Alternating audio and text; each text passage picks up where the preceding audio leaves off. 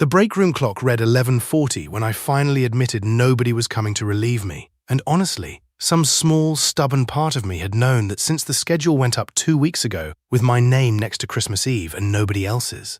I'm Bethany, 27, a respiratory therapist at Whitfield Memorial, and I'd already texted my mother the lie about a mandatory holdover shift that wasn't technically a lie, just an early guess that turned out true.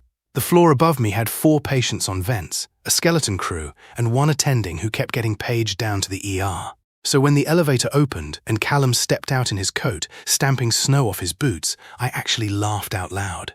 "You're supposed to be in Ohio," I said. "Flight got cancelled. You're supposed to be at your mum's." "Yeah, well." I gestured at the empty hallway, the dimmed lights over the nurses' station, a single strand of paper snowflakes someone had strung along the ceiling tiles months ago and never taken down. Change of plans. We hadn't worked a shift together in 8 months, not since he transferred to the surgical unit and I stayed in respiratory, not since the two of us had one very quiet, very final conversation in this exact break room about how dating a coworker sounded fine in theory and felt impossible in practice once the schedules stopped lining up and the resentment started creeping in around the edges. He'd said maybe we just weren't built for it. I'd agreed, because agreeing was easier than arguing with someone I still liked too much to fight with.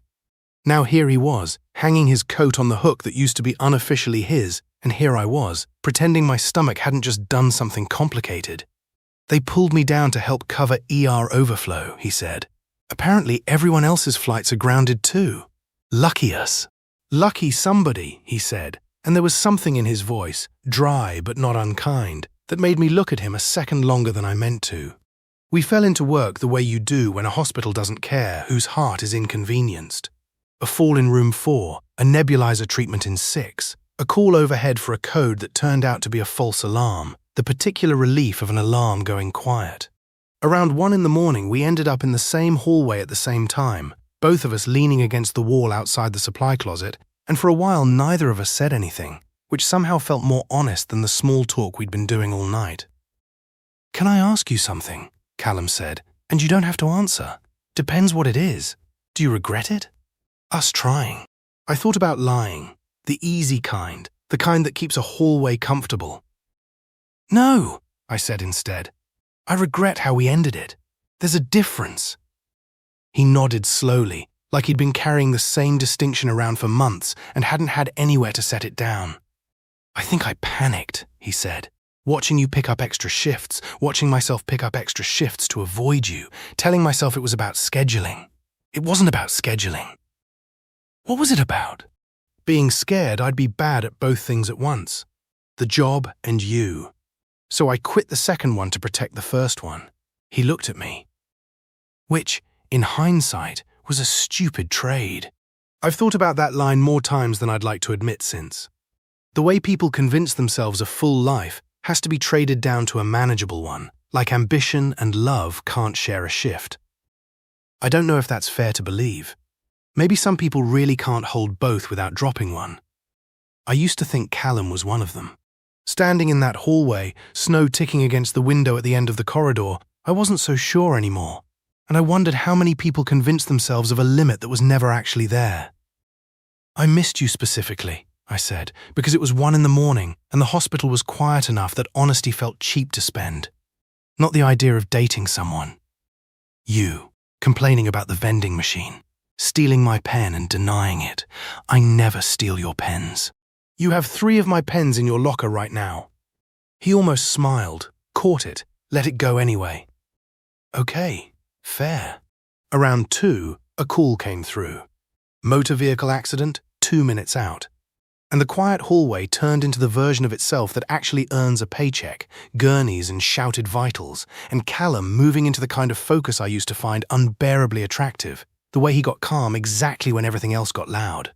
I worked beside him for 40 minutes doing my job, not thinking about him at all except in the small, proud way you notice a person being good at what they do. And when the patient was stabilized and wheeled up to the unit, we ended up back at the nurses' station, adrenaline draining out of both of us at the same rate. "That was good work," I told him, meaning it plainly. "You too." He rubbed a hand over his face. "God, I forgot how much I liked working with you." Not dating you. Working with you. It's a different thing, and I never separated them before tonight. Is that better or worse for what you were scared of? Better, I think. If I can do this, he gestured at the hallway, the aftermath, the two of us upright and steady after 40 minutes of controlled chaos, and still want to ask if you're free New Year's. Maybe the trade-off wasn't real. Maybe I just needed one more shift to prove it to myself. I didn't answer right away. Some choices deserve a full breath before you make them, and I'd learned that the hard way, the first time around, when I said yes too fast and unraveled slower. So I let the pause sit there, comfortable, no clock forcing it. Ask me at midnight, I said. See if you still mean it once the shift's actually over. He checked his watch. 9 minutes. We spent them refilling coffee neither of us drank, restocking a supply cart that didn't need restocking, doing the small, useless tasks people do when they're waiting for something and don't want to look like they're waiting. At midnight exactly, the overhead paged a routine bed check, ordinary and unglamorous, and underneath it, Callum said, quiet, just for me, "Are you free New Year's?" "Yeah," I said. "I think I am." Outside, the snow had picked up again, hushing the parking lot lights to a soft gold blur through the window, and somewhere down the hall, a monitor beeped its steady, unbothered rhythm, marking a night that had started as a cancelled plan and ended as something neither of us had scheduled, but both of us, it turned out, had been waiting on anyway.